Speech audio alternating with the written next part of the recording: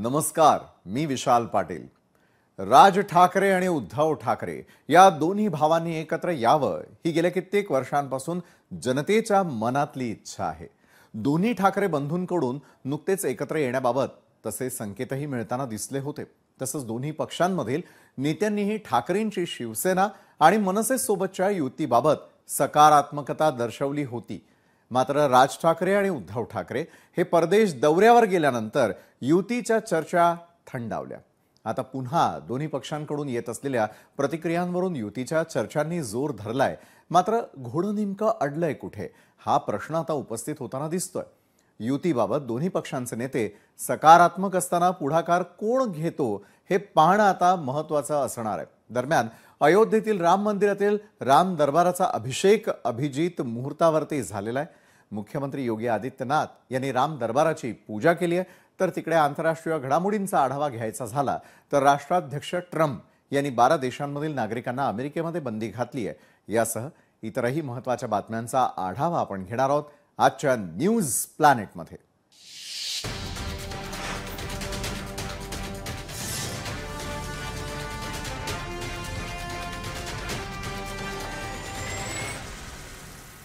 राज ठाकरे आणि उद्धव ठाकरे हे परदेश दौऱ्यावर गेल्यानंतर युतीच्या चर्चा थंडावल्या। मात्र आता दोन्ही पक्षांकडून येत असलेल्या प्रतिक्रियांवरून पुन्हा एकदा ठाकरेंची शिवसेना आणि मनसेच्या युतीच्या चर्चांनी जोर धरलाय।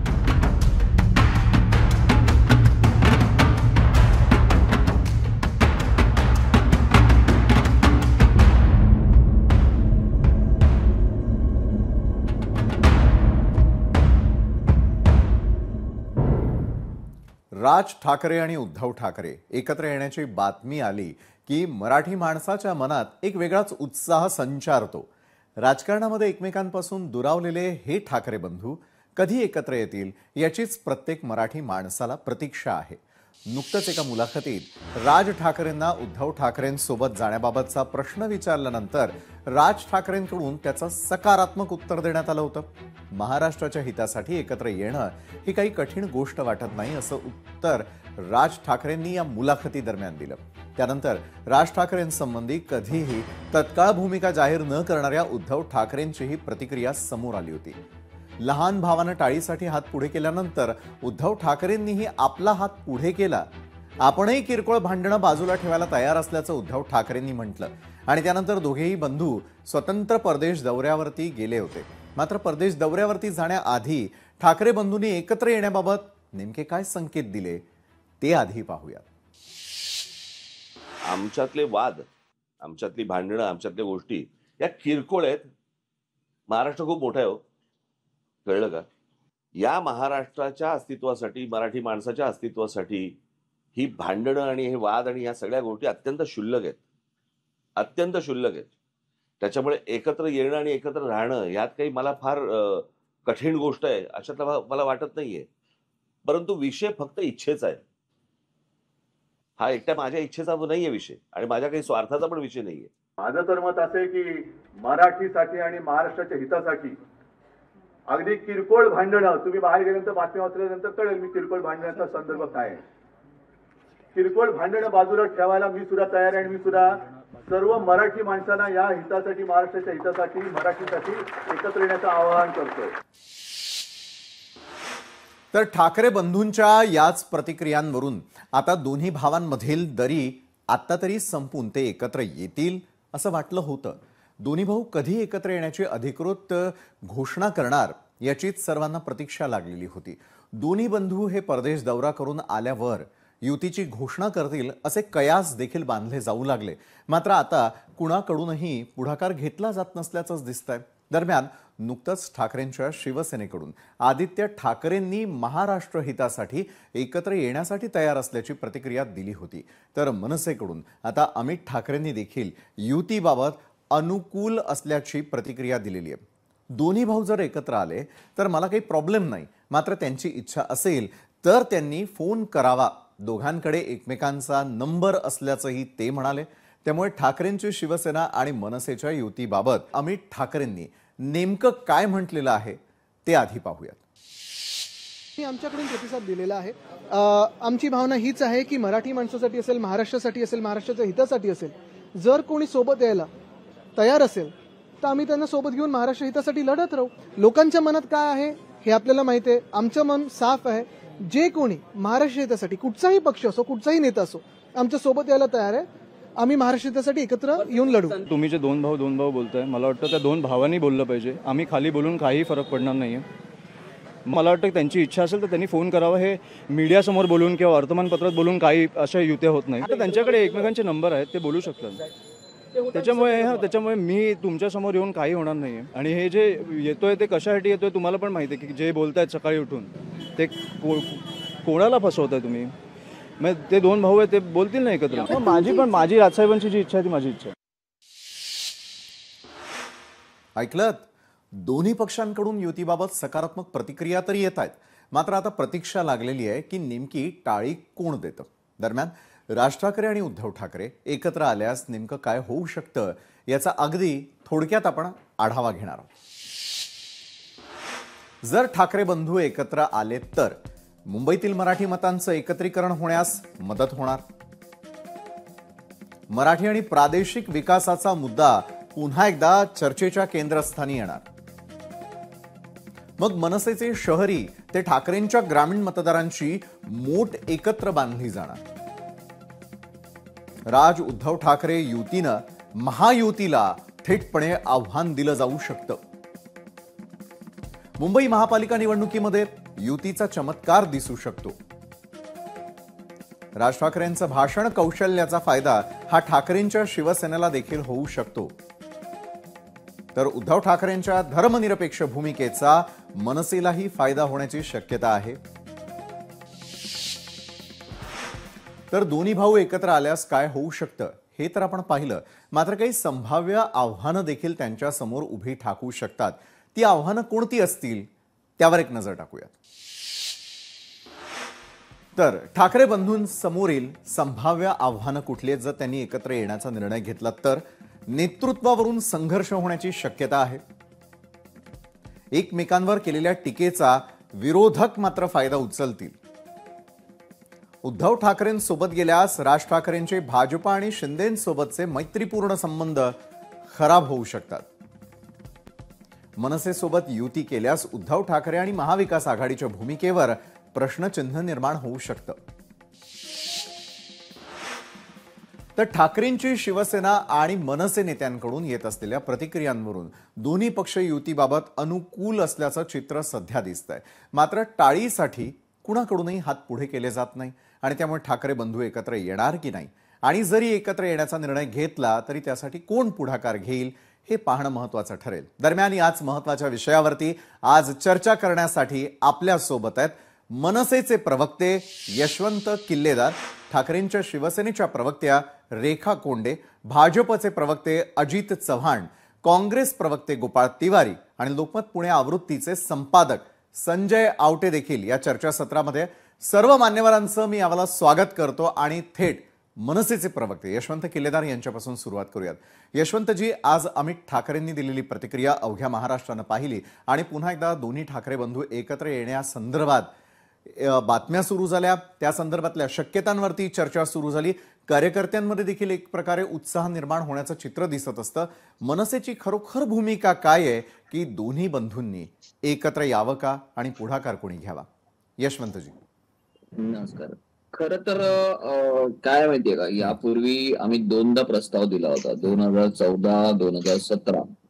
या दोन्ही वेळेला जो आम्हाला कटू अनुभव आलेला आहे त्या कटू अनुभवातून सांगायचं झालं तर ताक सुद्धा फुंकून प्यावं अशी परिस्थिती आहे. आणि राहिला दोन्ही बंधूंनी जो काही निर्णय घ्यायचा तो दोन्ही बंधूंनी घ्यायचा आहे. आमच्यासारख्या इतर पदाधिकाऱ्यांनी बोलून तो काही निर्णय होणारा नाहीये. परंतु ह्या सगळ्या ज्या काही गोष्टी आहेत ना, ह्या तुमच्यासारख्या माध्यमातूनच आम्हाला समजतायत. असा कोणताही प्रस्ताव समोरून आमच्याकडे आलेला नाहीये. बरं. जेव्हा प्रस्ताव येईल तेव्हा राज ठाकरे साहेब त्याच्यावर योग्य निर्णय घेतील ना. पण तो प्रस्ताव तर यायला हवा, कारण यापूर्वी आम्ही प्रस्ताव दिले तेव्हा आम्हाला जो अनुभव आला तो खूप कटू होता. बरोबर आहे, आता तुमचा आलेला अनुभव हा कटू आहे, मात्र तो गोड करण्याची क्षमता जर उद्धव बाळासाहेब ठाकरेंच्या शिवसेनेनं घेतली तर तशा प्रकारचा प्रस्ताव देण्यासाठी पुढाकार घेणार का रेखा कोंडे?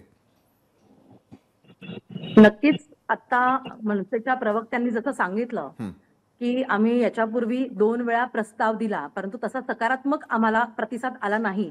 परंतु तेव्हाची परिस्थिती आणि आत्ताची राजकीय परिस्थिती मध्ये खूप फरक पडलेला आहे, खूप कसा? अंतर गेलेलं आहे आणि खऱ्या अर्थानं दोन्ही भाऊ एकत्र यावं असं सबंध महाराष्ट्राला वाटतं.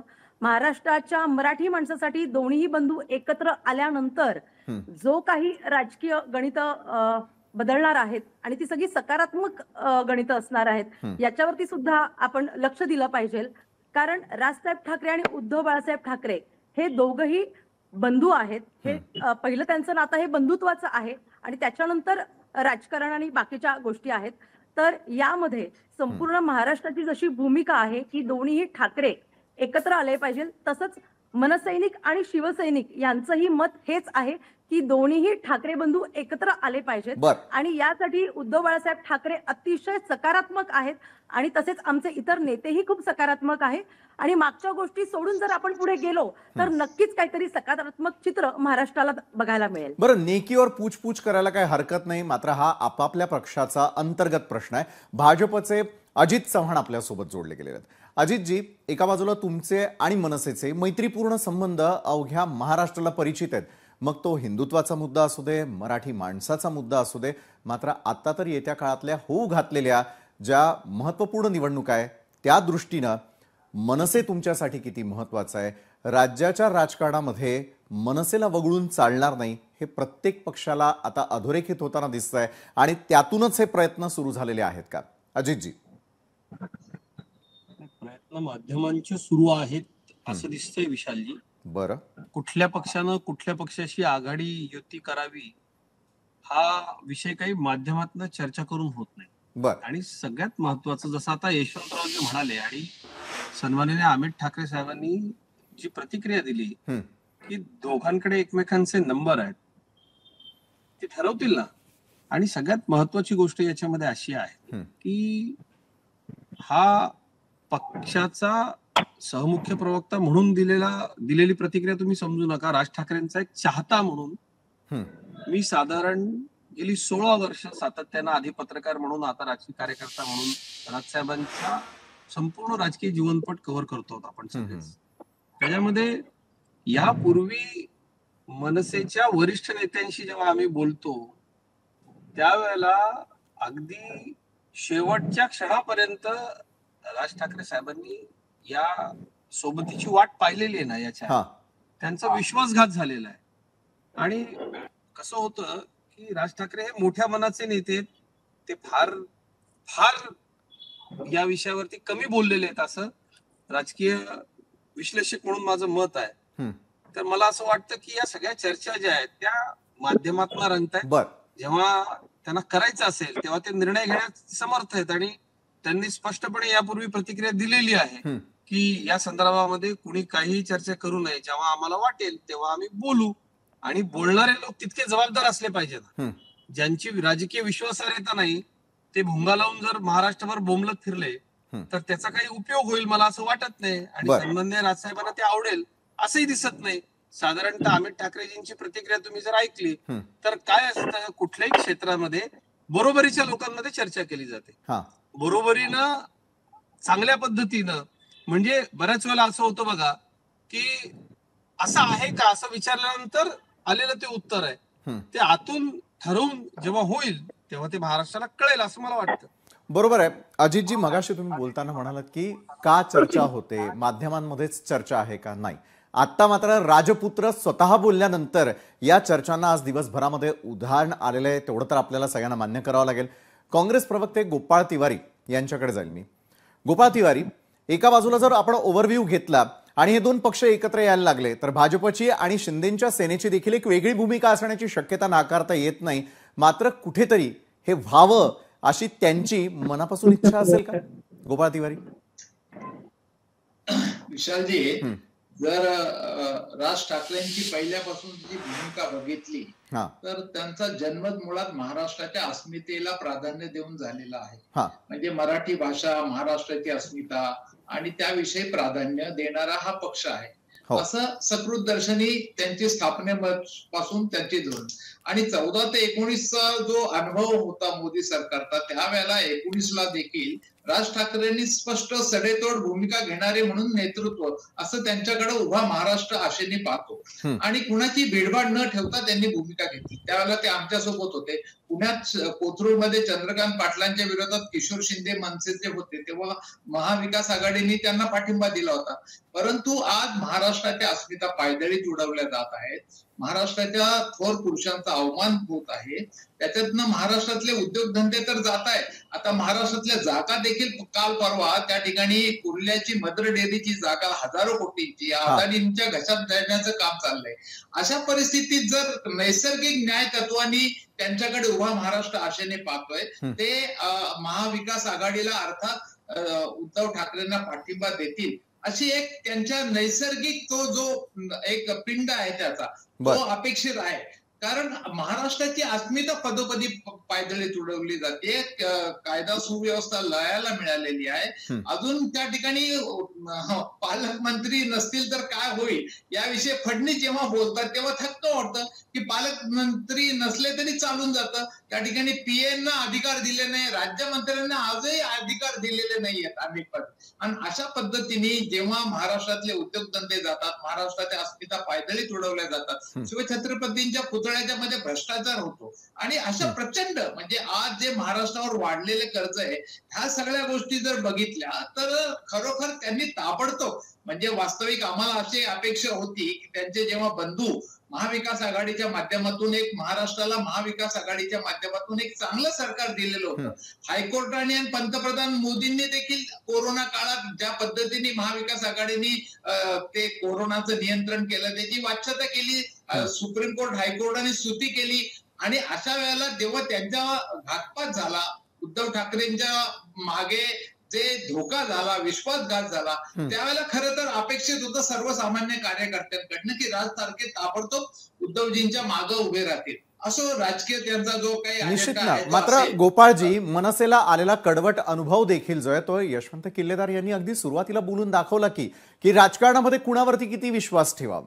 त्याच अनुषंगानं लोकमत पुणे आवृत्तीचे संपादक संजय आवटे यांच्यासाठी पुढचा प्रश्न आहे. संजयजी, खरं तर माध्यमातून चर्चा होते असं प्रत्येक पक्षाकडून बोललं जातं, मात्र माध्यमात तेव्हाच चर्चा होते ज्या वेळेला त्या पक्षाचे पदाधिकारी असतील किंवा महत्त्वपूर्ण नेते या संदर्भातली प्रतिक्रिया देतात. आणि खास करून आता निवडणुका आल्या आहे म्हटल्यानंतर प्रतिक्रियांना उधाण येणार, वेगवेगळ्या सूत्रांना उधाण येताना दिसणार. मात्र संजयजी, ज्या वेळेला आपण महाराष्ट्राची अस्मिता, मराठी माणूस, मराठी मतं हे असं सगळं बघतो त्यावेळेला राजकारणात होणारी तडजोडही गेल्या लोकसभा असेल किंवा विधानसभा असेल त्यात पाहिली गेलेली आहे. त्यामुळे आता महाराष्ट्रातल्या मतदारांना गृहीत धरून चालणार नाही. मात्र आता महाराष्ट्रातल्या सुजाण मतदारांना हेही कळलेलं आहे की कशा प्रकारे तडजोडी होतात.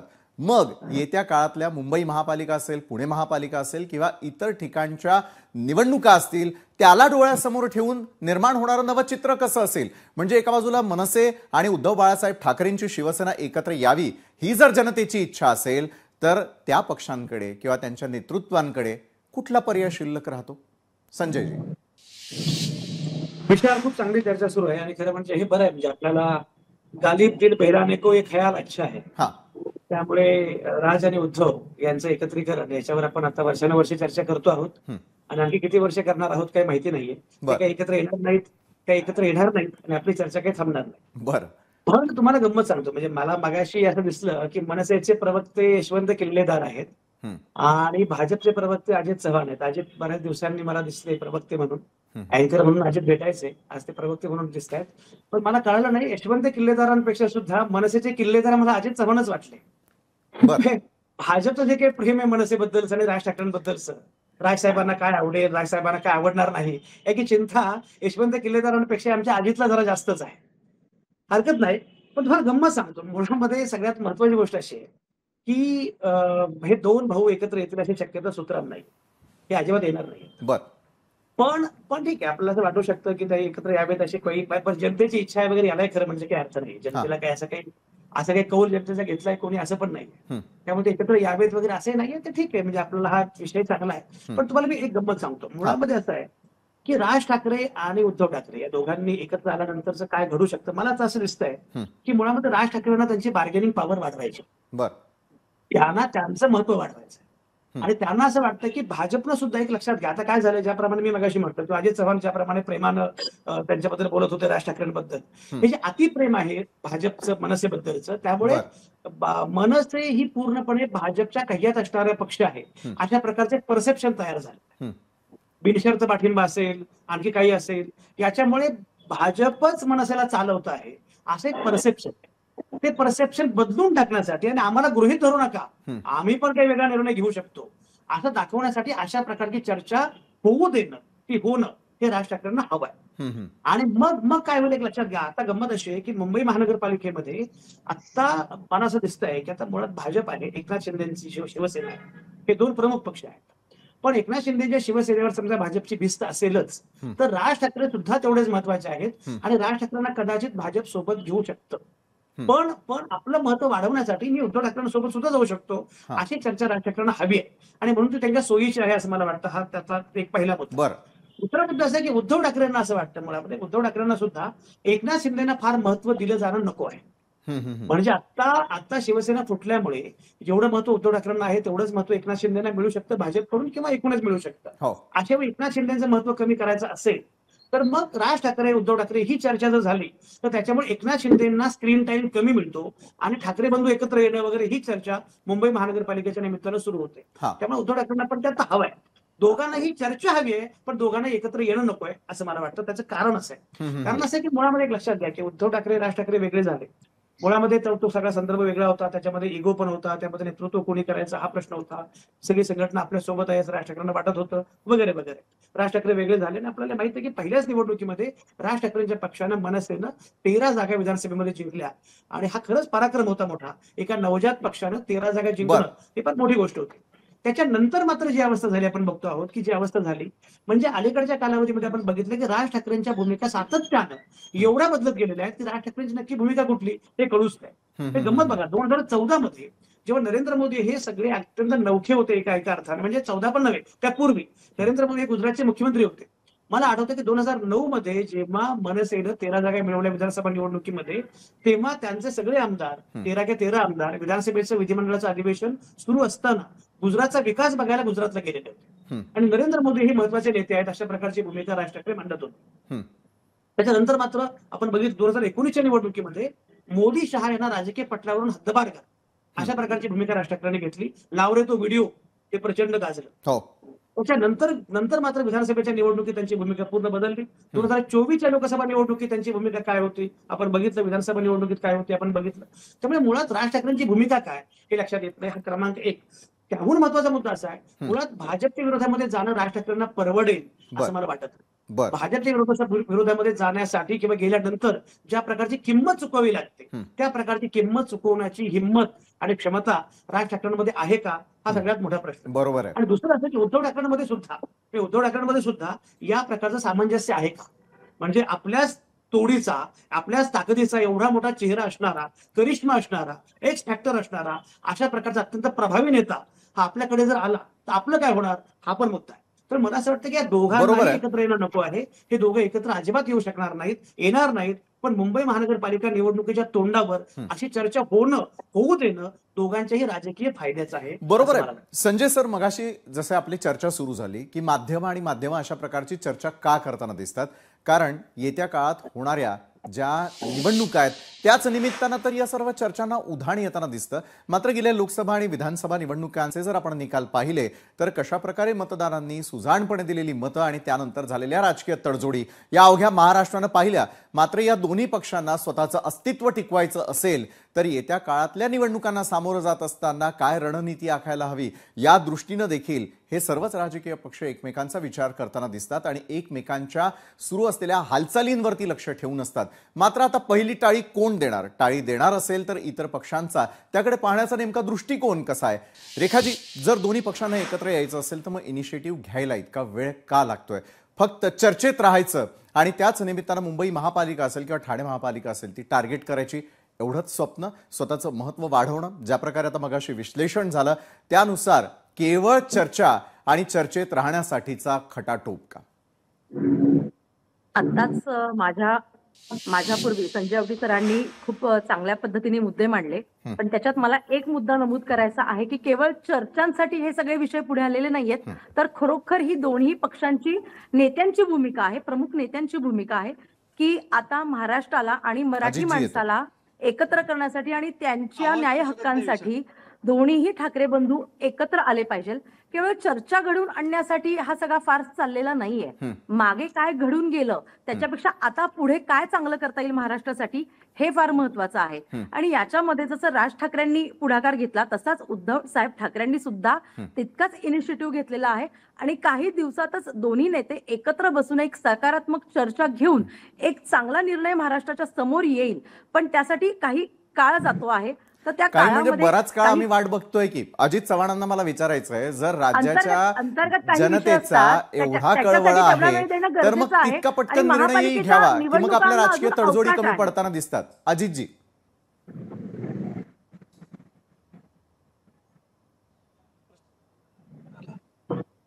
अजितजी माझा आवाज येतोय आपल्यापर्यंत? हो विशालजी, बोला. आवाज पोहोचतो. आपला प्रश्न विशालजी माझ्या लक्षात. अजितजी, मी पुन्हा एकदा प्रश्न आपल्याला सांगतो. जसं रेखा कोंडेजी म्हणालेत की काही काळ वाट पाहावी लागेल आणि महाराष्ट्राच्या हिताच्या निर्णयासाठी, हिताचे निर्णय घेण्यासाठी तत्परता असावी प्रत्येक पक्षामध्ये, जी सध्या दिसत नाही. मग केवळ चर्चा करत राहायच्या आहेत का आपल्याला फक्त? अजितजी, आपण जर बघितलं असेल तर मुंबईच्या हिताचे, महाराष्ट्राच्या हिताचे आजच इतक्या मोठ्या प्रकल्पाचं उद्घाटन माननीय मुख्यमंत्री देवेंद्रजींच्या हस्ते झालेलं आहे. विकासाचा प्रचंड वेग दिसतोय. आपणच लक्षात घ्या, मुंबईमधून आज कोस्टल रोडनं आपण काही मिनिटात हवं त्या ठिकाणी जेव्हा पोहोचतो, हा विकास नाहीये का? आज मगाशी गोपालभाई जे म्हणाले की जमीन कुणाची तरी घशात घातली. गोपालभाई, या देशामधल्या सामान्य जनता आहे, जे गरीब लोक आहेत, त्यांच्या घरासाठी ही जमीन दिलेली आहे. आपण एक लक्षात घ्या की ज्या पद्धतीनं महाराष्ट्रामध्ये आता सध्या विकास सुरू आहे, तो विकास, त्या विकासाचा वेग हा आम्ही सांगतो म्हणून नाहीये, तर महाराष्ट्र संबंध देशामध्ये एकटा 40% महाराष्ट्र परदेशी गुंतवणुकीमध्ये यशस्वी ठरला, हे आंतरराष्ट्रीय संस्था सांगतात. विशालजी, आजचा नेमका विषय हा आहे की शिवसेना, मनसे, उभाठा आणि मनसे एकत्र येणार का? तर मला असं वाटतं या सगळ्या विषयामध्ये ज्या वेळेला त्यातले जबाबदार लोक निर्णय घेतील आणि ते चर्चा करतील, त्यावेळेला चर्चा करणं अधिक संयुक्तिक असेल. आता ही चर्चा इतक्या वेगानं गेले अनेक दिवस, गेले अनेक महिने सुरू आहे, पण शेवटी यातले प्रमुख लोक जोपर्यंत बोलणार नाहीत, आणि ती दोनच माणसं आहेत, आणि या सगळ्यामध्ये आपण अमित ठाकरेजींची प्रतिक्रिया सकाळी जर लक्षपूर्वक ऐकली तर अगदी ते स्पष्ट होईल. कसं आहे की मी खरंच सर्व मनसैनिकांचं, मनसेच्या नेत्यांचं खूप मला खरंच कौतुक करावं असं वाटतं की इतका प्रचंड विश्वासघात झालेला आहे. खरं तर माझ्या पक्षाचा तो प्रश्न नाही म्हणून मला सांगता येणार नाही, पण खरंच त्यांच्या दिलदारपणाचं कौतुक केलं पाहिजे की त्यांच्या नेत्यांना सांगितलेले म्हणून ते कुणीच, अगदी वरिष्ठ नेते सुद्धा नेमकं काय घडलं ते बोलत नाहीत. काही लोक बोलले होते माध्यमात, राज ठाकरेंनी त्याला सांगितलं तुम्ही परत बोलू नका. बघा, शेवटी राजकारणामध्ये युत्या, आघाड्या ह्या सगळ्या होत असतात, परंतु एक प्रकारचा राजकीय विश्वासघात जो असतो तो झाल्यानंतर या सगळ्यामध्ये पुढे भविष्यामध्ये काय वाढवून ठेवलेलं आहे किंवा काय होणार आहे हे जबाबदार लोकांना माहिती आहे विषयाची. त्यामुळे मला असं वाटतं त्या बाबतीत अधिक भाष्य करणं आपण तिराहितांनी संयुक्तिक होणार नाही. आणि ज्या पद्धतीनं उद्धव ठाकरे साहेबांनी, पण अजितजी जसं तुम्ही म्हणताय की तिराहितांनी चर्चा करू नये, मान्य आहे मला हा मुद्दा आपला, मात्र दुसरीकडे राज्याचे मतदार देखील तर डोळे लावून बसलेले आहेत ना. मला एक सांगा, तुम्ही म्हणताय की एका बाजूला कुठेतरी विश्वासघात झाला जो मनसेला लक्षात ठेवणं गरजेचं आहे, प्रत्येक पक्षातच ते झालेलं आहे, महाराष्ट्राचं राजकारणच तसं झालेलं आहे. मग अशा वेळेला यशवंत किल्लेदार यांना मला तुमची भूमिका जाणून घेणं महत्वाचं वाटतंय की राज्याच्या राजकारणाचा चिखल झालाय असं राज ठाकरे अनेक वेळेला बोललेले आहेत. त्यांनी या संदर्भातली नापसंती देखील दाखवलेली आहे. मात्र ज्या वेळेला कुठल्याही पक्षाच्या राजकीय अस्तित्वाचा मुद्दा असेल त्यावेळेला मात्र राजकीय अस्तित्व टिकवणं तितकंच महत्वाचं आहे. तर तुम्हाला लोक ऐकतील, तर तुम्हाला लोक पाहतील आणि तर तुम्हाला सत्ता दिली जाईल. यशवंत किल्लेदारजी, राज ठाकरे साहेबांचा स्वभाव पाहताना ते मराठी माणूस आणि मराठी अस्मिता किंवा मराठी भाषा या सगळ्या गोष्टीच्या बाबतीत ते कुठेच तडजोड नक्कीच करणार नाही. बरं, त्यांचं मला माहिती आहे त्यांचा स्वभाव. ते जेव्हा मराठी माणूस किंवा मराठी भाषा किंवा मराठी संस्कृती हा जेव्हा विषय येतो तेव्हा ती कोणतीही राजकीय, मग कोणी मित्र असो किंवा कोणी असो, कितीही जवळचा मित्र असो, तर ह्या विषयात ते कधीच तडजोड करत नाही. बरं. मगाशी जो रेखाताईने जो विषय मांडला की अगोदरची राजकीय परिस्थिती आणि आताची राजकीय परिस्थिती, दोन बंधूंना एकत्र येण्यासाठी कोणत्या राजकीय परिस्थितीचा नेमका यांना दाखला द्यायचा होता मला कळत नाही. तर त्यावेळेला देखील गरज होती दोघांना एकत्र येण्याची. तेव्हा राज ठाकरे साहेबांनी 2 वेळा टाळी दिली होती आणि आमचे नेते पदाधिकारी हे स्वतः तिकडे प्रस्ताव घेऊन गेले होते. परंतु तिकडून जो अनुभव आला, आता माहिती काय, वारंवार तो परत परत कथन करायचा नाहीये, तो खूप वाईट होता. म्हणजे आमचे हात पोळलेले आहेत त्यावेळेला. पण आता मला एक सांगायचंय की तुम्ही माध्यमांच्या समोर रोज सकाळी येऊन का बोलतात? मग नेमकं तुम्हाला जनतेसमोर नेमकं काय समोर चित्र उभं करायचंय? तुम्हाला संभ्रम निर्माण करायचा आहे का की आम्ही यायला तयार आहोत पण समोरून रिस्पॉन्स मिळत नाही? यायला तयार आहोत तर तुम्ही समोरून प्रस्ताव द्या ना. अजून असा कुठलाही प्रस्ताव नाही, काही नाही. फक्त माध्यमांसमोर कोणीतरी पदाधिकारी येतात आणि बोलतात. हे पदाधिकारी म्हणजे उद्धवजी नाहीत ना. हे पदाधिकारी म्हणजे उद्धवजी नाहीत ना. जसं आम्ही म्हणतो की थेट आता उद्धव ठाकरेंनी इनिशिएटिव्ह घ्यावा असं आपल्याला सुचवायचं आहे का यशवंत किल्लेदार? नक्कीच घ्यायला हवा ना, नक्कीच घ्यायला हवा. हे बघा, रेखाजी, घेतलं जाणार जसं यशवंत दादा म्हणाले, अगदी सहमत आहे की कोणीतरी इनिशिएटिव्ह घेतला पाहिजे आणि तो इनिशिएटिव्ह घेण्यासाठी उद्धव साहेब सुद्धा तेवढेच सकारात्मक आहे हे मी आता मगाशीच बोललेली आहे. कारण तशा सूचना आणि त्या पद्धतीने आम्हाला पदाधिकाऱ्यांना सुद्धा सांगितलं जातं की तुम्ही याच्यावरती बोलताना सकारात्मक बोला, कुठेही हे चित्र बिघडता कामा नये. कारण आता आम्हाला सुद्धा आणि तुम्हाला सुद्धा एकत्र येण्याची गरज आहे आणि दोन्ही भावांचा हा विचार आहे. तुम्ही आम्ही बोलून हे होणार नाहीये. तर स्वतः उद्धव बाळासाहेब ठाकरे आणि राजसाहेब ठाकरे हे समोर बसून याबाबत निर्णय घेतील आणि उद्धव बाळासाहेब ठाकरे याबाबत नक्कीच एक पाऊल पुढे टाकून सकारात्मक निर्णय नक्कीच घेतील. बरं, हा झाला तुमच्या पक्षाचा निर्णय. मात्र दुसरीकडे यावेळेला मला आता किशोर तिवारींना विचारायचंय.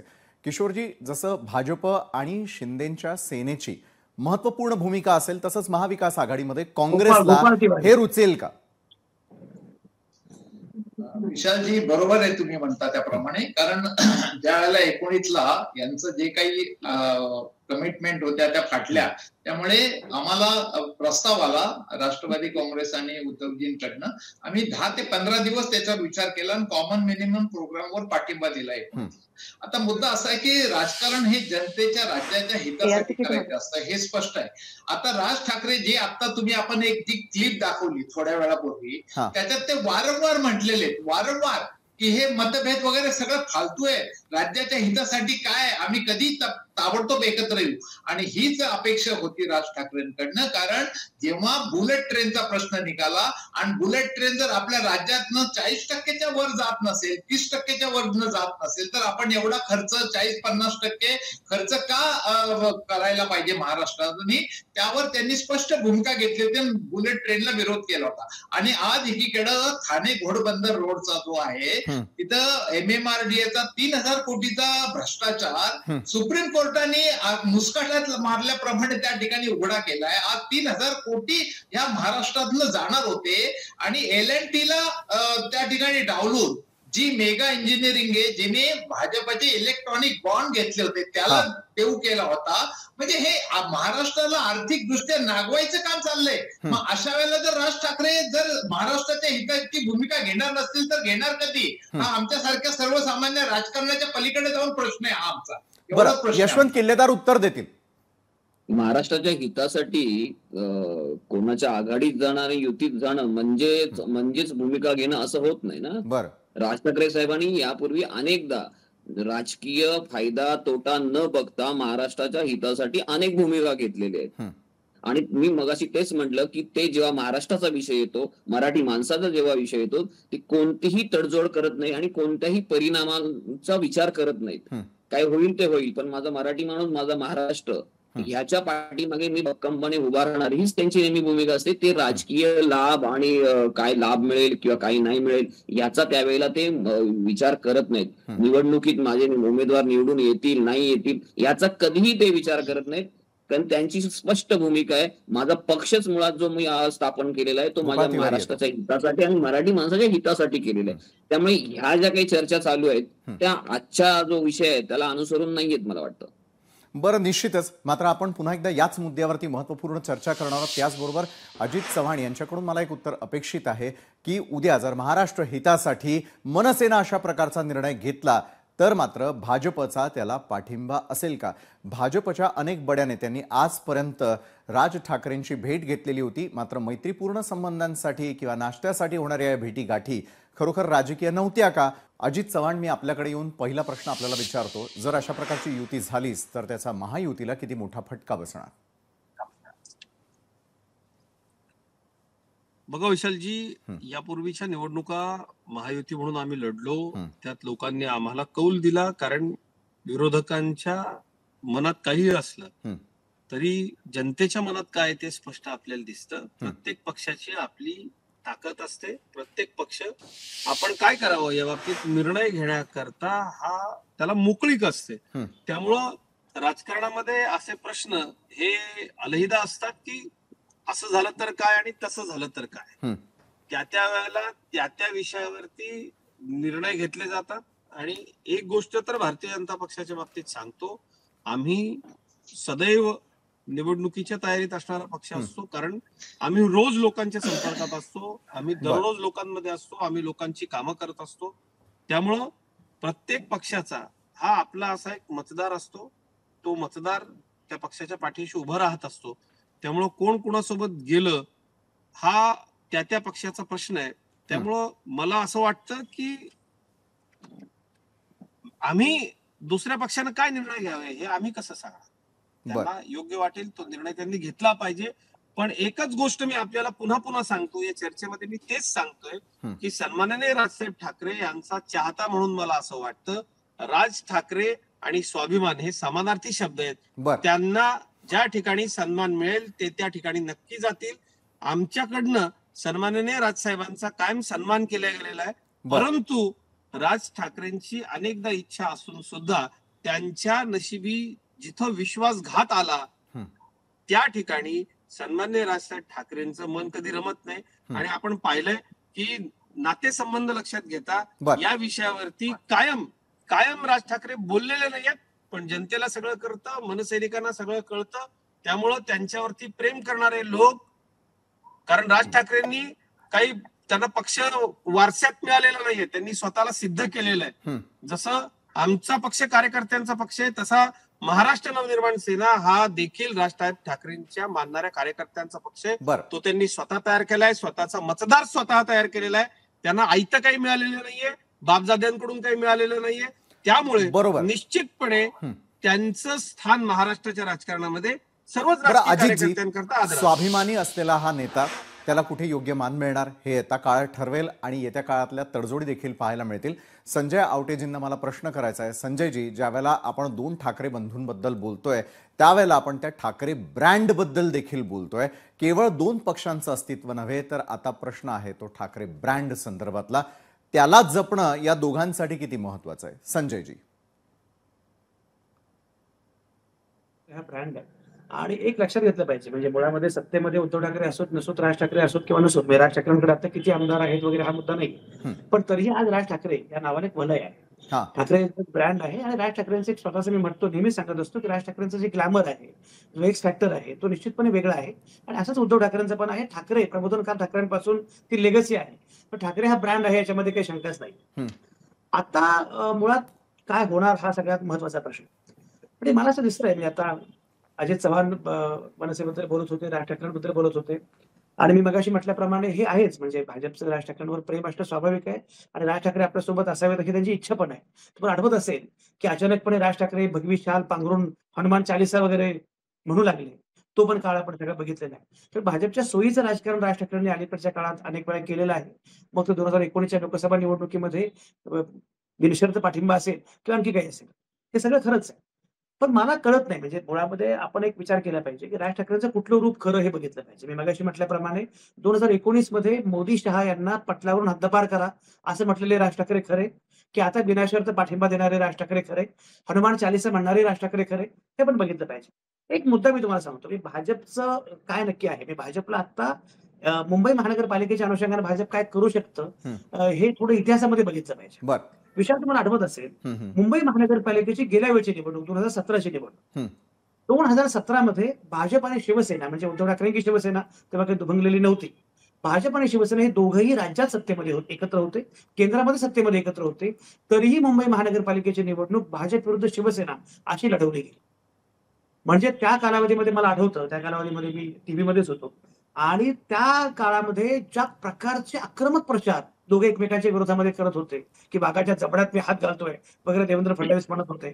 तर मुद्दा असा की त्यामुळे आता असं दिसतंय की आता कितीही हे म्हटलं की महायुती म्हणून आम्ही एकत्र लढू, तरी सुद्धा मुंबई महानगरपालिकेची निवडणूक यावेळी सुद्धा भाजप विरुद्ध शिवसेना अशी होण्याची शक्यता मला जास्त वाटते, जी मागच्या निवडणुकीमध्ये घडलं होतं.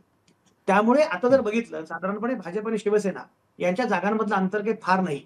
मागच्या वेळी भाजप अगदी जवळपास शिवसेनेच्या पोहोचलीच होती. त्यामुळे ज्याप्रमाणे मागे युतीमध्ये एकत्र असताना सुद्धा भाजप विरुद्ध शिवसेना असा मुकाबला झाला, अगदी त्याप्रमाणे या महानगरपालिका निवडणुकीमध्ये सुद्धा भाजप विरुद्ध शिवसेना म्हणजे शिंदेगी शिवसेना असं होऊ शकतं.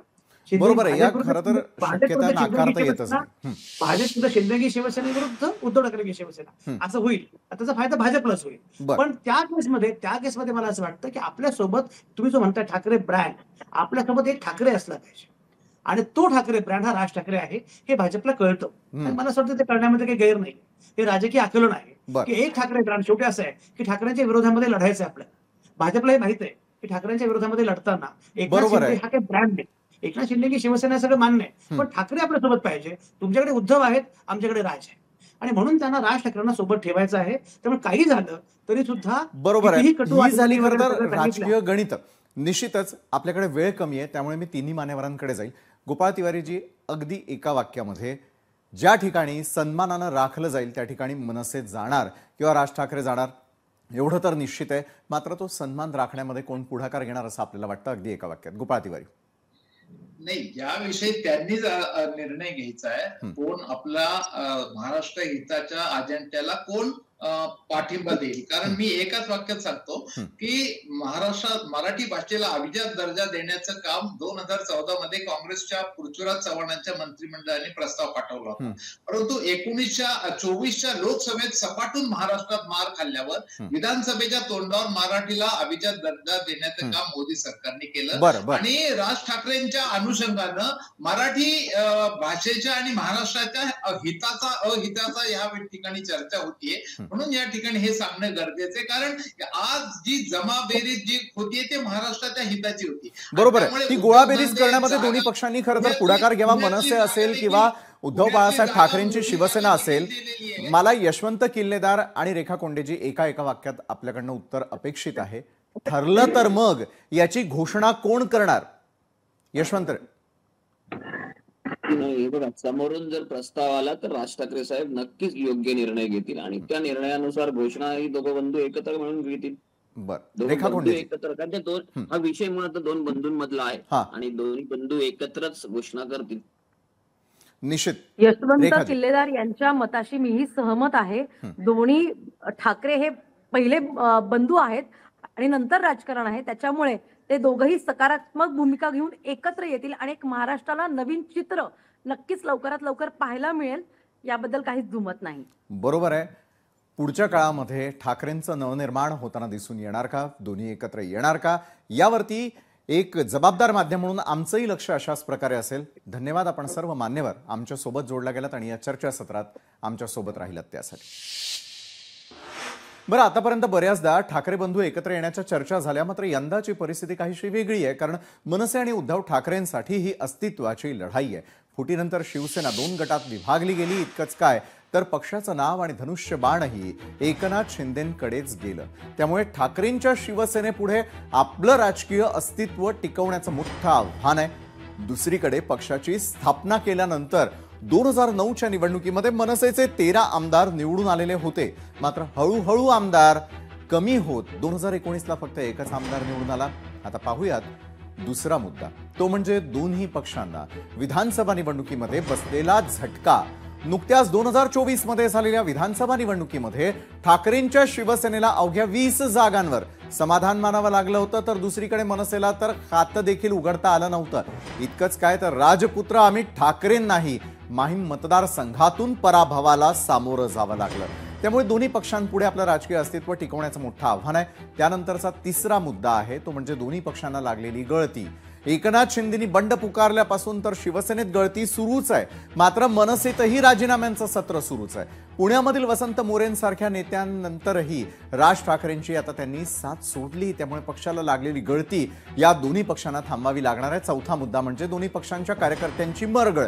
एकीकडे अनेक पातळ्यांवरती ठाकरेंच्या शिवसेनेला वारंवार अपयश आलंय, तर अनेक नेतेही भाजपसह शिंदेंच्या शिवसेनेची वाट धरतायत, तर दुसरीकडे राज ठाकरे कधी भाजपच्या खांद्यावर हात ठेवतात तर कधी शिंदेंच्या शिवसेनेला डोळे मिचकवतात. आणि त्यामुळे ठाकरेंची शिवसेना असो की मनसेचे कार्यकर्ते काहीसे गोंधळलेले आहेत आणि काहीसे मरगळलेले दिसतात.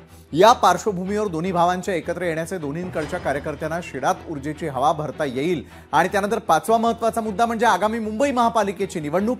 विधानसभेला अपयश आल्यानंतर महापालिका निवडणूक हाच एकमेव पर्याय राज ठाकरे आणि उद्धव ठाकरेंसमोर भरारी घेण्यासाठी उरतो. कारण महायुतीमध्ये 3 पक्ष असल्यानं राज ठाकरेंना जागांबाबत हवं तसं बार्गेनिंग करता येणार नाही. तर दुसरीकडे भाजपनं विधानसभेमध्ये मोठी झेप घेतलेली आहे आणि मुंबईमध्ये पक्षाचं जाळं मजबूत तयार केलेलं आहे. गेल्या मुंबई महापालिकेच्या निवडणुकीमध्ये भाजप हा दुसऱ्या क्रमांकाचा पक्ष ठरला होता. त्यात शिवसेनेत पडलेली फूट या काही कारणांमुळे मुंबई महापालिकेवरती सत्ता काबीज करणं हे भाजपला तितकंसं जड जाणार नाही. याच सर्व कारणांवरून उद्या जर का ठाकरे बंधू एकत्र आले तर आश्चर्य वाटायला नको, आणि ते दोघं एकत्र येणार की नाही हे येत्या काळामध्ये स्पष्ट होईलच. तर आजच्या न्यूज प्लॅनेटमध्ये आता वेळ झालेली आहे इथेच थांबण्याची. मात्र ताज्या घडामोडींसाठी पाहायला विसरू नका लोकशाही मराठी. लोकशाही मराठी ऐका, पहा, जागरूक रहा.